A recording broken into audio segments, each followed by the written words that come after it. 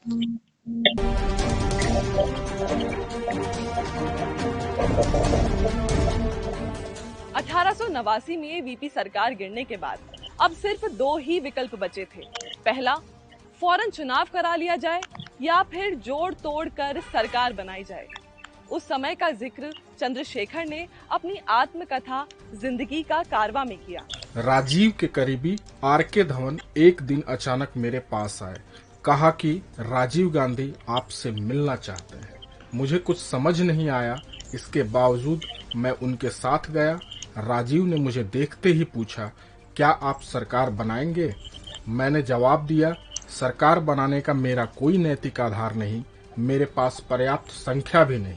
राजीव गांधी ने पलट कर कहा, आप सरकार बनाइए, हम आपको बाहर से समर्थन देंगे। इस तरह जनता दल के आपसी झगड़े और राजीव गांधी के समर्थन से बलिया की चंद्रशेखर प्रधानमंत्री की कुर्सी तक पहुंचे। चंद्रशेखर के प्रधानमंत्री बनने के बाद राजीव गांधी से पत्रकारों ने पूछा, इस सरकार को आप कितने दिन तक चलाएंगे? राजीव गांधी का जवाब था, वीपी सिंह की सरकार से 1 महीना ज्यादा। मैं भारत का पीएम सीरीज के 8वें एपिसोड में कहानी चंद्रशेखर की, जो 1962 से लगातार सांसदी जीतते रहे, मंत्री पद ठुकराते रहे और जब बने तो सीधा देश के प्रधानमंत्री। जब जनता दल के विश्वनाथ प्रताप सिंह प्रधानमंत्री थे तो उन्हें भाजपा और वाम दलों का समर्थन था। 7 अगस्त 1990 को उनकी सरकार ने मंडल कमीशन की सिफारिशों को लागू किया, जिसका काफी ज्यादा विरोध हुआ। देश में राजनीति में मानो भूचाल आ गया। मंडल की राजनीति के खिलाफ बीजेपी की कमंडल की राजनीति शुरू हो गई। ये किस्सा हम आपको पिछले एपिसोड में बता चुके हैं। भाजपा ने वीपी सिंह सरकार से समर्थन वापस ले लिया और सरकार गिर गई। वीपी सिंह की सरकार गिरने के बाद चंद्रशेखर 64 सांसदों के साथ जनता दल से अलग हो गए।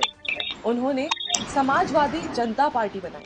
जिस कांग्रेस का विरोध करके जनता दल सत्ता में आया था, उसी के समर्थन से चंद्रशेखर प्रधानमंत्री बन गए।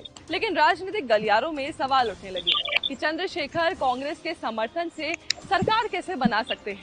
वरिष्ठ पत्रकार राम बहादुर राय को दिए एक इंटरव्यू में चंद्रशेखर ने इसे जायज ठहराया और कहा, मंडल के विरोध में देश भर में लोग आत्मदाह कर रहे थे। मैं देश में अमन चैन लाना चाहता हूँ। समय का जो तकाजा है उसके लिए सरकार बना रहा हूँ।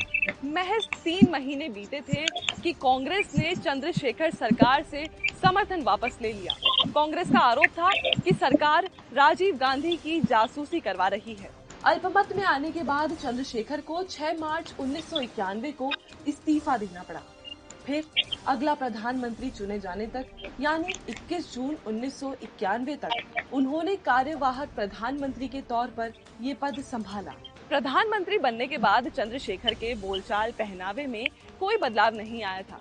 उनका एक किस्सा बड़ा मशहूर है।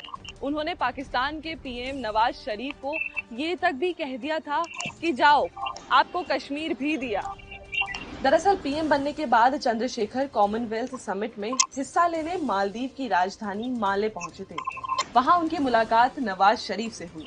पत्रकार संतोष भारतीय अपनी किताब वीपी सिंह, चंद्रशेखर, सोनिया गांधी और मैं में लिखते हैं, चंद्रशेखर ने नवाज शरीफ के कंधे पर हाथ रखकर कहा, आप बहुत बदमाशी करते हैं। इस पर नवाज ने कहा, हमें कश्मीर दे दें, बदमाशी दूर हो जाएगी। चंद्रशेखर ने कुछ सेकंड नवाज शरीफ को देखा और बोले, जाओ, कश्मीर दिया। नवाज शरीफ एकदम मुस्कुरा उठे, लेकिन अगले ही पल चंद्रशेखर ने कहा, कश्मीर के साथ आपको भारत के 15 करोड़ मुसलमानों को भी लेना होगा, क्योंकि भारत के गांव-गांव में मुसलमान रहते हैं। उन्हें भी देश से निकालने की मांग उठेगी। हर जगह दंगे होंगे। मेरे पास इतनी सेना या पुलिस नहीं कि इस सिचुएशन को कंट्रोल कर पाऊं। अब अगर आप तैयार हैं तो मैं अभी इसकी घोषणा कर देता हूं। इसके बाद ही दोनों देशों के पीएम ऑफिस में हॉटलाइन सर्विस लगाई गई। दरअसल 1989 से 1991 तक भारतीय राजनीति में उठापटक रहा। पहले कांग्रेस की सरकार थी, फिर वीपी सिंह और चंद्रशेखर ने प्रधानमंत्री का कार्यभार संभाला। इस दौरान मंडल आरक्षण, राम मंदिर आंदोलन और दंगे जैसे मुद्दे चर्चा में थे। खाड़ी युद्ध शुरू हुआ, जिससे भारत में तेल के दाम बढ़े और अर्थव्यवस्था का इस पे असर पड़ा। भारत का विदेशी मुद्रा भंडार लगभग खाली हो गया था। रशिद किदवाई अपनी किताब भारत के प्रधानमंत्री में लिखते हैं, भारत के तत्कालीन विदेश मंत्री सुब्रमण्यम स्वामी ने IMF से कर्ज के लिए अमेरिका के साथ समझौते किए। अमेरिका ने शर्त रखी कि जब उनका जहाज इराक पर हमला करेगा तो उसकी लैंडिंग के लिए बेस और रिफ्यूलिंग की जगह भारत उसे दे। इसके बदले वो भारत को पैसा देगा।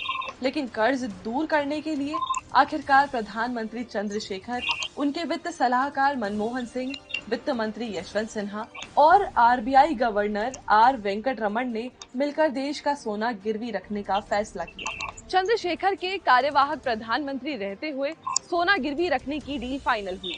रिजर्व बैंक ने सोना गिरवी रखकर $400 मिलियन जुटाए। तब तक देश में नरसिम्हा राव की सरकार आ चुकी थी।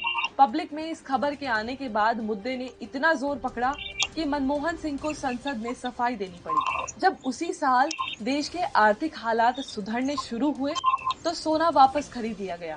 मैं भारत का PM सीरीज के अगले एपिसोड में बताएंगे नरसिम्हा राव के प्रधानमंत्री की कुर्सी तक पहुंचने की कहानी। ऐसे ही और भी वीडियोस के लिए बने रहिए